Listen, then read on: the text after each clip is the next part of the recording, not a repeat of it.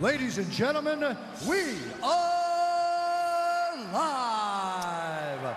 Hello and welcome back to ProAm Predictions. I am Paul O'D on the amateur side, and of course on the pro side, as always, we have Bellator bantamweight contender Brian the Pike Man Moore. How are you doing this week, Brian? Hey, what's up, Paul? How are things? Very good, very good. Now, we're going to have to, before we get into any fights, we are going to have to touch on our record a little bit and kind of explain ourselves and how we've been going. I believe we're both 10, or is it 11 and 16 so far, both of us. We're paired up at 11 and 16. But you want to explain yourself? Yeah. No, there is no explaining. It's just been a fucking mad year. But look, it's been great because this is why we love the sport, isn't it? You know what I mean? Now, let's be honest. The two of us have been fucking pretty outlandish with our bets of the week and whatnot as well. Let's be but with our actual record and picks, it's so many underdogs have won this year, which is great, which is fucking cool. It's great to see, and which makes this sport so fantastic. You know, boxing, it's a lot easier to predict, but we're in the MMA business, aren't we? That's it, exactly. And I do actually have some numbers on that, just so we can excuse ourselves some more. This year so far, it's almost 40%, just 38% of underdogs have won across all cards so far. And there's more of a lean on the main cards, which we've been picky on. So if anyone wants to hate on us, at least consider that before you do. That was I don't mind, like, I'll accept my defeat, but that was the biggest bitch move, bringing up these statistics of why your record is so shit. We're wrong. I can't wrap my head around it. I normally have a fairly good record. I'm normally 60% win, and I'm about 40% win at the moment. Like, it's painful, absolutely painful. Well, look at it. If you like, we've went down through the cards each and every week, and there's some that you'll say, oh, these are definites, and they're not. Like, even look at last week is a great example. Like, you had Curtis Blades, who on paper is he's a phenomenal fighter, but he's so well rounded against a guy who has one chance of beating him, and he pulled it out of the bag yet again. And it's like I said, I don't bet on heavyweight fights for that reason. But like, that's just been one of many stories this year regarding how Conor McGregor, of course. Yeah. Look, it's been a phenomenal year so far, and we're only going to March Madness starts in like less than a week, or in a week's time. So I can't fucking wait. You know what I mean? Like, as good as this card is, without sounding like a dickhead, I can't wait to see the back of it till we get into March, because there's so many good fights. But anyway, I believe you have some fight news that you're going to be announcing in the coming days or the coming weeks on your social media as well. Yeah, I'm very excited for this one, Paul. I won't say anything. We've verbally agreed, both sides, so ready to put pen to paper, and then we'll break the news soon. Excellent. Looking forward to seeing who that is. But I suppose we better get into some fights for this week, and we will start, of course, with the main event. You have Jairzinho Rosenstruik versus Ciryl Gane in another heavyweight fight, and you don't bet on heavyweights fights, so we have the same dilemma again this week. But this is a phenomenal one. Both guys technically gifted strikers. Both guys on relatively big win streaks. I know Rosenstrok had that loss to Ngannou in his second to last, but 11 wins outside of that. And Ghani, of course, undefeated at 7-0. Both guys big finishers as well. What do you make of this fight? This fight sums up the card, to be honest, where I feel like the matchmakers hit it out of the park. Every matchup is so even, where it's a toss of a coin. And I like both guys. If it turns out to be a complete another striking affair, if it turns out to be a kickboxing match with 5-5s with 4-ounce gloves, I'm putting my money on Rosenstrok. However, I think Gane does have more tools if he can get to work on the grappling, you know, and it might be even just completing the takedowns, Paul. It might be, you know, attempting takedowns, putting him to defense, wearing Rosenstrok's arms out. You know what I mean? Just being a bit more diverse in his attacks, and having Rosenstrok thinking about the levels. So yeah, it's a fantastic fight. It'll just be down to who has the better IQ on the fight IQ. Yeah. Whoever's going to put their game plan in place, that's who's going to win this. Who's your pick for it? Yeah, so you talked about the diversity of the more well-rounded game in Ghani, and I actually think even on the feet, they're both technically gifted strikers, but I think on the feet he changes things up a little bit better. He does better body work, and he switches it up better between the leg kicks, the body work, and the head strikes. If you take even just, they both fought JDS in their last fight, and they were both very similar fights. I think the big difference in the Ghani, the way he dismantled JDS, was those body strikes and the body kicks. And I think it played a big part. Now, I know leg kicks was a huge part for both parties. Yeah, for me, I think Ghani wins it on the feet or wins it on the mat. I just think he's a little bit better rounded. But it's one of those where either one could go to sleep. At the drop of a hat, one strike puts either to sleep. But I'm going to go with Ghani by TKO. Yeah, I'm gonna pick Rosenstrok on the opposite side, and again, it's something that I will not be putting money on. I think this is a very competitive fight. Again, it's a heavyweight fight where anything can happen. Big men wearing 4-ounce gloves, all it takes is one shot. But I'm gonna go with Rosenstrok. I think the little bit more experience that he has will pay off. One thing we didn't touch on is the conditioning of both men. Now, will it make out of 2 or 3 rounds? I'm not sure. It's often what happens when you got 2 high-level strikers is they almost nullify each other because they've seen it. They've sparred thousands of rounds. They've seen high-level competition and sparring and competition. Yeah. And but I don't see. I think Rosenstrok will land, and I think that he'll get the TKO. But again, I'm not putting money on this one. I'm looking forward to this fight. Yeah, and actually, both men have only seen a decision once in their careers. So yeah, you're right. The cardio is going to be a big thing, especially with this being a five round fight. I think neither guy is going to go out tentative because they're aware of that. So I expect to see fireworks in the opening 2 rounds. Yeah, but like you said, Ciryl Gane, he'll work the body, so he could drain Rosenstrok's tank. That being said, the man who probably gets that a little bit more tired is probably the man who's going to get clipped. You know what I mean, and make that mistake. But yeah, very intriguing fight. Yeah, and we move on to the co-main event, and I'm massively excited for this one: the return of Magomed Ankalaev after his destruction of Jan Cutelaba last year. And of course, Ankalaev had that ongoing back and forth with Cutelaba that spanned basically the whole of 2020 after their first bout. And he's going in against a very tough Nikita Krylov. Krylov, of course, look, he's made a career of being that, I wouldn't say gatekeeper, I think that's an unfair term to use for a guy, but he's been found out a little bit against the elite level in that division. But he's knocked off a lot of guys that have been coming up towards the top 10. Like, I mean, the guy has a submission win over OSP. OSP is a master of submissions. Like, he's a very tough guy to get out of there. And his latest one, a win over Walker as well. So he proves he can deal with the big striker. How do you see this fight going? Are you excited for this fight? Yeah, I think it's a great fight. Again, you look at the card now, saying about the matchmakers doing a fantastic job. This is probably the fight where I see more of an obvious winner. Yeah. Now, both men are great and they're excellent, but Ankalaev, he's looked superb ever since he got into the UFC. Even his win or his loss against Paul Craig, I still remember. You know, they talked about him so much in the fight. He was dominant in that. And next minute, Paul Craig pulled out that triangle. Was it last minute? Was it? Yeah. It was a phenomenal performance up to then, and it was. Don't get me wrong, the fight could have been stopped during that second round as well. Yeah, for sure. He's looked superb in his UFC tenure, and I think that his well-rounded game, I think he's going to build on that confidence with his last many wins that he's had since that Paul Craig fight, and I think it'll be too much for Krylov. I think I think it'll be a decision. I don't know if I think Krylov is just a very solid vet, where I don't think he's going to make too many openings for Ankalaev to expose and get a finish. I think it'll be a dominant decision win nonetheless.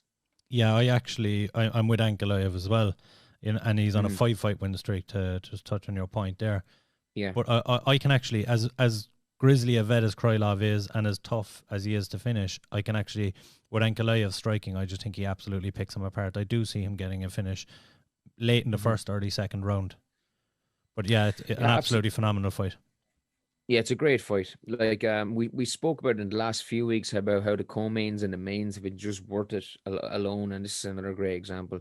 I know I've been just kind of tunnel vision for March onwards. Yeah. But this is a great way of rounding out the February, the January February section of the year. So another good fight, another great fight. Yeah, 100%. And of course, last week with so many finishes on the card, you would hope that it'd be something similar this week. I think the matchups are just judging by them, it leans towards a lot of decisions this week, but I hope I'm wrong in that. But in the next one, I can't see a decision. You have two girls that get in there and they're both submission specialists, which could easily mean they cancel each other out, and I'm very wrong. But you have Montana De La Rosa versus Moira Bueno Silva. How do you see this fight going? Yeah, it's a great fight. You've got two girls who are fantastic on the mat. They're both quite well rounded anyway, but their specialities lay in the grappling. But I have Silva for this one. I think she's bigger. I think she's stronger. I know she's not as highly ranked, but I think that and she's less experienced. But I think from what I've seen of the two, I think she's the stronger grappler. I think she'll and again, going back to what you're saying about canceling themselves out, I'm not sure if there will be a submission. Again, I can see another decision, but I will go for Silva to get the win here. Yeah. And I actually have De La Rosa in this one. I think she's just faced tougher opponents to this point. Like you say, they both have phenomenal submission victories on their record. Montana has 8 submission wins on her record. Moira has 5 submission wins on her record. One coming off Dana White's Contender Series, one coming off Tough 26. It's a great stylistic matchup. I love the matchmaking on this one. But yes, I'm leaning towards De La Rosa just about to eke a sub against Bueno Silva. But again, it's a toss of a coin, in my opinion. It's the matchmaking is excellent. It's probably my favorite thing about this card, and the next fight is probably the best example of a toss of a coin, to be fair. Exactly. But the one thing I would say is, if my picking here, I'm going to give something away that I've completely lost confidence in my ability to pick. And once I did the numbers on how many underdogs there was, I said I needed to pick 2 underdogs on the card. Hence, De La Rosa was one of them. Very bad. Yeah, look, but again, she's only a slight underdog. You know what I mean? Yeah.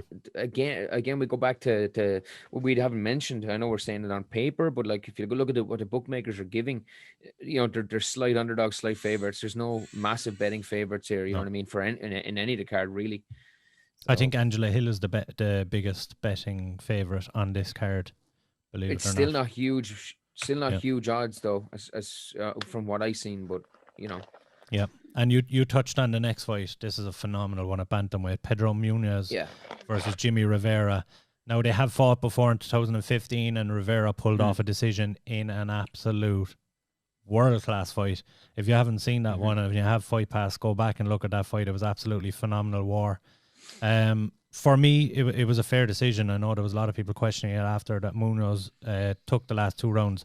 For me, no, I think Rivera took the first and third rounds. But outside of that, you look at what they've done since. Pedro has gone on a somewhat of a tear until lately when he's lost to Edgar and Sterling. And Rivera, we just haven't seen as much of him since that fight.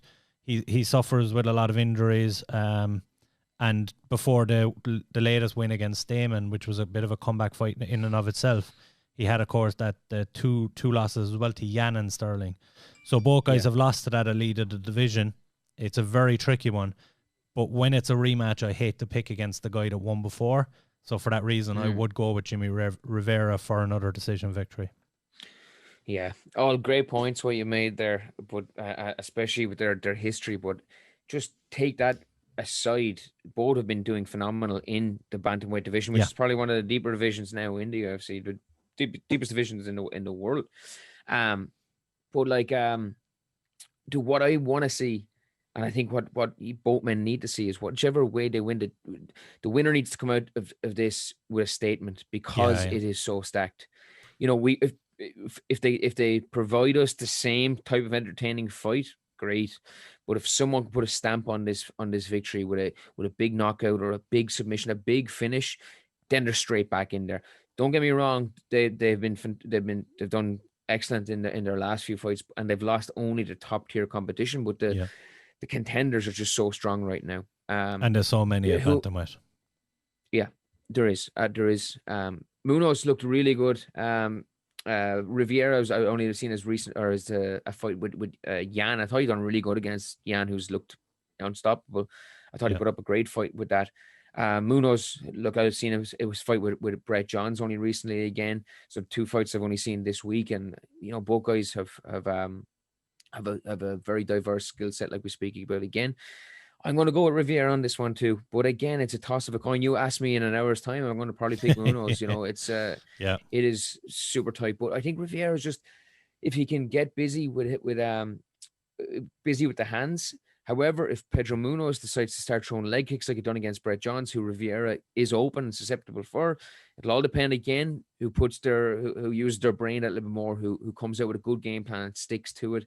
Both are excellent grapplers. Both can get good takedowns. Both are excellent on the feet. So for me, I don't know whether it'll be a fight tonight or not. This is the fight I'm most looking forward to by a mile. I'm kind of surprised it's not co-main in a way, but maybe it's because of their last loss each. That's true, but I mean, if we're just judging it off the fight in 2015, and if we get anything like that, it would 100% be fight of the night without question. And yes, I agree. They're 2 ranked guys at bantamweight, one of the strongest divisions. It could very well be co-main event. And I know you spoke again about this being a rematch, but I think it's actually even more exciting because of how they've looked since those fights. Yeah. Both have done amazing things since those fights. They're so high level, but like I said, I think a statement is needed by one or the other, because they're not going to, whoever comes out of this is not getting an immediate title shot. There's just too many contenders in the way, but they do something very impressive. It can put them in line against another highly touted contender, and then we're talking for the doors start to open then, of course. Yeah, definitely. Yeah, next up we have Angela Hill versus Ashley Yoder. And this is another phenomenal one. Angela Hill has looked very good since her return to the UFC. Now, her record won't suggest that. She's 6-7 since her return, and that making her 7-10 overall in the UFC. She's one of those girls, or I believe it's 6-9 overall in the UFC. She's just one of those girls that she's kind of found she's mid-level fighter, and she's brilliant at that level. Anytime she's come up against the top in that division, and you could argue there's 10 in that division that are world class. And anytime she's faced anyone in that top 10, she's come out the wrong side of it. And she has faced most of them, is the thing. Like, she's faced so many big names in that division.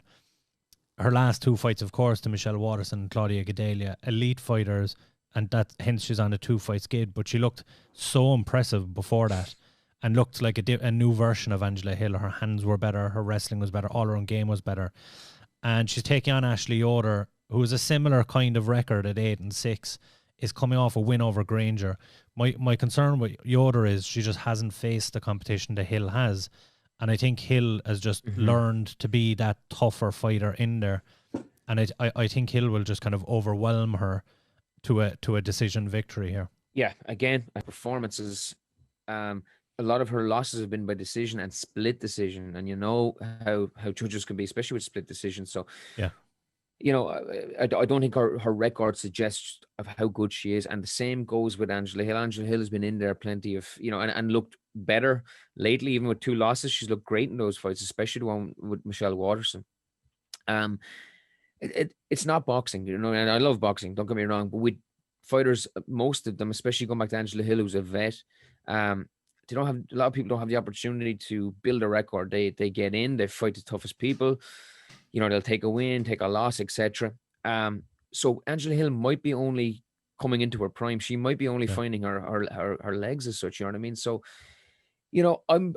I do predict Angela to win. I'm just hoping that she takes a little jump in level, because I think she's like you said, you're saying a mid-level fighter. I think she's a little bit better than that, but she just needs to kick on a little bit. She needs to show that she's a elite. A win over Michelle Waterson would have shown that. Now, can she get 2 wins in a row and then fight Michelle or the likes it again? Yeah, I think that's possible. But I really want to see a solid performance from Angela Hill, which I'm expecting, and she has a great opponent to do so in Yoder, who's a really well-rounded fighter and very tough as well. Yoder will bring the fight to her, I reckon. But it's just one of those fights where I think Hill has more tools in her arsenal than Yoder has. And that's why I'm saying I think it's the perfect fight for Hill. Well, Yoder, she won't back up. She's tough. She'll be there for 3 rounds.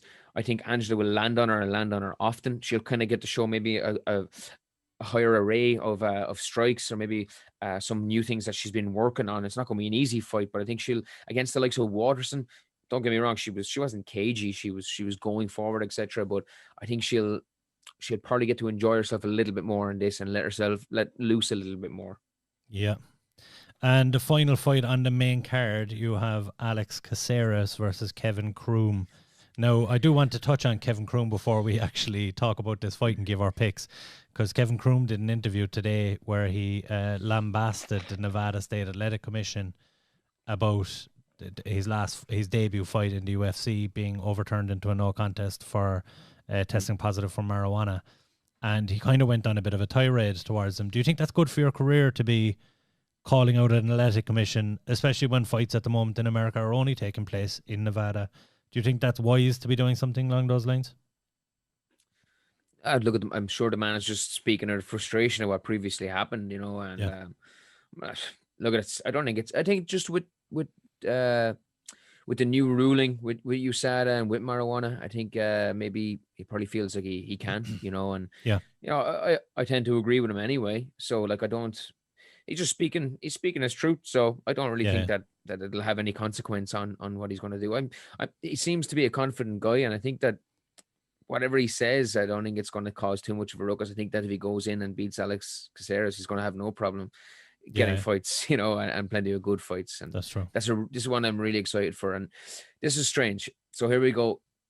Every week we're talking about, fighters. Obviously, it's an MMA podcast. What I'm looking forward to on this one is Kevin Croom is being coached by James Krause. James Krause is a phenomenal coach. You've seen. His name slipped. He won last week. No, 2 weeks ago. James Krause's guy, the guy who called for Miley Cyrus. Yes, Julian Marquez. Yes. So, you've seen Krause, and he pulled it out to win. I think Krause is excellent from a technical perspective, but he knows what to say to those guys. You know what I mean? I love his corner work. So I think I think on paper, Alex Caceres will be favored. I think Alex Caceres has better skills. I think that he's been in the octagon a lot more. So all the everything is stacking in his favor. However, I think Kevin Croom, being coached by Krause, been given a good game plan. Krause will know what the right things to say to motivate his man. I'm going to pick Kevin Croom for this. I think that he's just going to be a tough day in the office for Caceres. I think he's going to mix everything. I think he's going to not perhaps overwhelm Caceres and confuse him. So I'm going to go with Croom on this. And again, people are going to go, that's fucking crazy. But I'm going to go with Croom on this based on Kevin Krause more so than James Krause more so than Kevin Croom. And actually, interestingly, James Krause cornered Derek Minner as well to a victory last week. And he was like, it was phenomenal the way you were able to hear the corner with no audience now as well. Even when he was on the ground, he was talking him through every transition on the ground against, Derek Minner against Charles Rosa. And Charles Rosa, we know, is high level on the mat. And you could hear James Krause talking him through every transition. But even he was calling for the strikes. It was phenomenal the way he was worked in the corner. But what I wanted to point to here is Kevin Croom actually has a victory over Darren Minner in LFA before Derek Minner moved to under James Krause. Like the guy does have some good victories on his record. He actually also has a victory over Charles Crazy Horse Bennett. I believe he's Charles Felony Bennett now. But so look, other than I know. But other than his debut, which at the end of the day, look, it was a 40-second, or I believe it was something like that, 50-second standing guillotine choke. It's hard to judge him based on his record.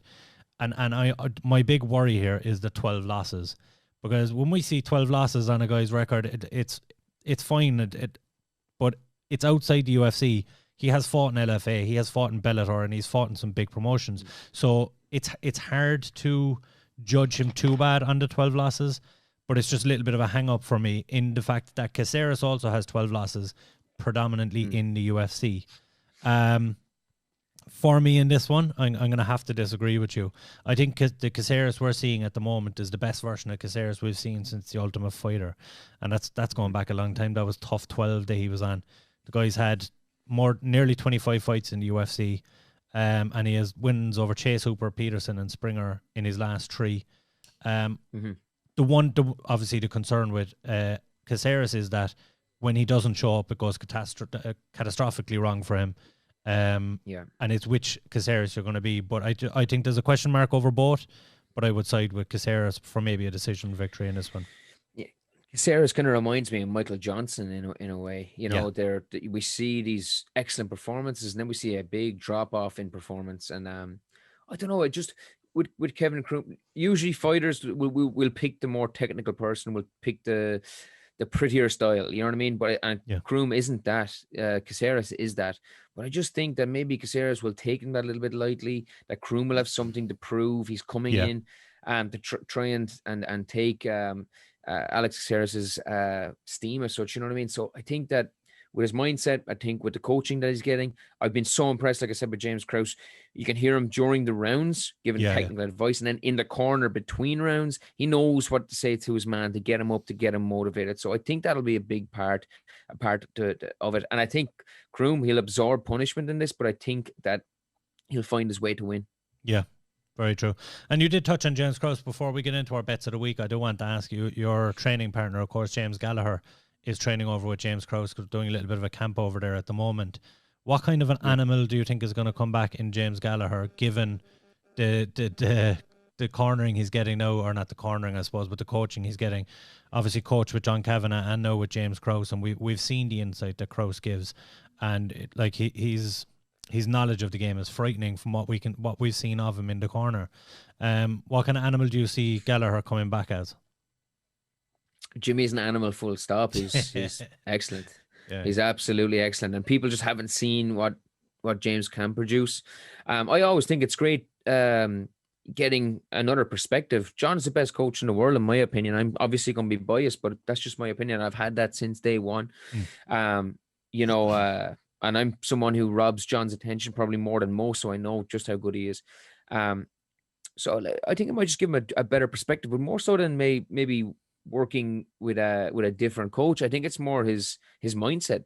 You know, he's seen COVID happening here. He said, all right, I'm out here. I'm going to put my eggs in one basket and go over to the States and get my work in. And I just think that James, just based on his last performance, I've seen him in camp. I just think he's improving every single camp. So having someone now he has 2 excellent coaches in his ear. I think we'll see another improved version of James. Yeah, of course. And you have to factor in as well that he's getting a new look with new training partners over there as well.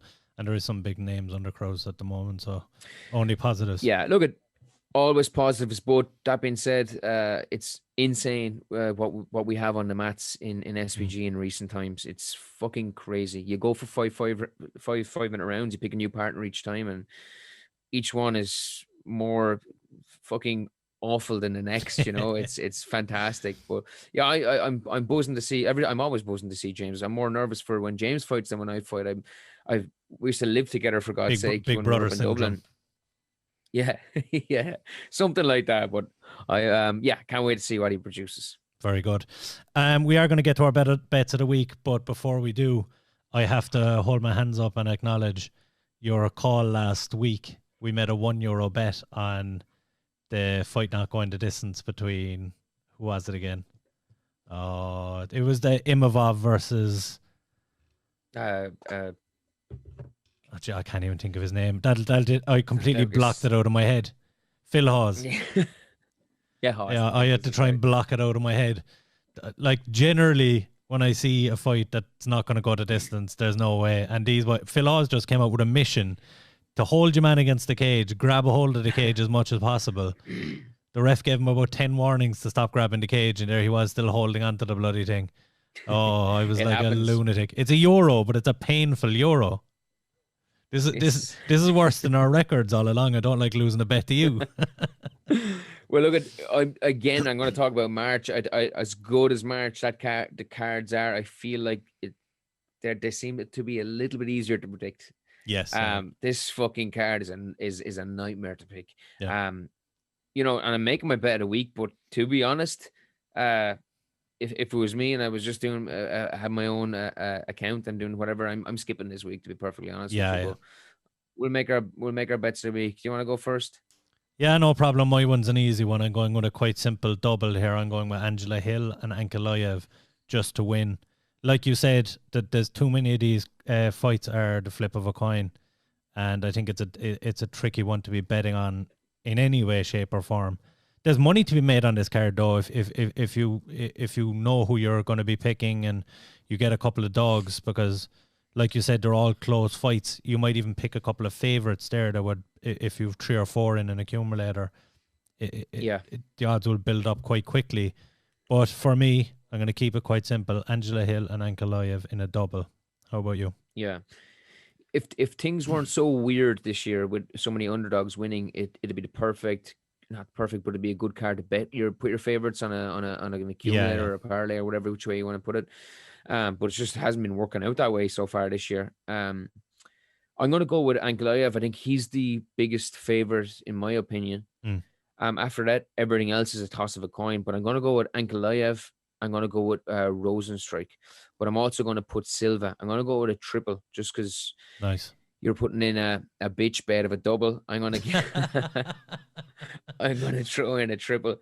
Now, am I confident with triple? No. And like I said, Paul, if this was like, I wouldn't be betting on this week. Let's put it this way. I think it's a great. I think I'd be probably putting my money on Ankalaev. I'm putting all of it on him. But for the week that's in it, just for the crack, I'm going to go with Ankalaev, and Silva, and then Rosenstrok as well. Even though I'm betting on a heavyweight, like I said, I wouldn't again. Yeah, both weeks. Very good. As you pointed to, of course, next week we have the start of March Madness, and then we have essentially 12 weeks of phenomenal cards coming up. There's did I christen that March Madness, or no? We've been saying that since January, so control yourself. Put a patent in it. Trademark. Yeah. But so you have 12 weeks of phenomenal cards, including the return of Bellator, including the return of PFL. So by the end of April, there's going to be some phenomenal fights have gone past. Of course, you're looking to a fight coming up in the near future. So we will be back next week, and we have a huge card next week. I'm excited to come, like you said, I'm excited to get on and make some picks for that one. So tune in next week. But be sure and check us out on social medias. Where can we find you, Brian? Brian Moore MMA on Instagram and Twitter. I don't really mess around with Facebook anymore. No problem. And you can find me at P_ODEA on Twitter. And tune in again next week, guys. Thank you very much for listening to us.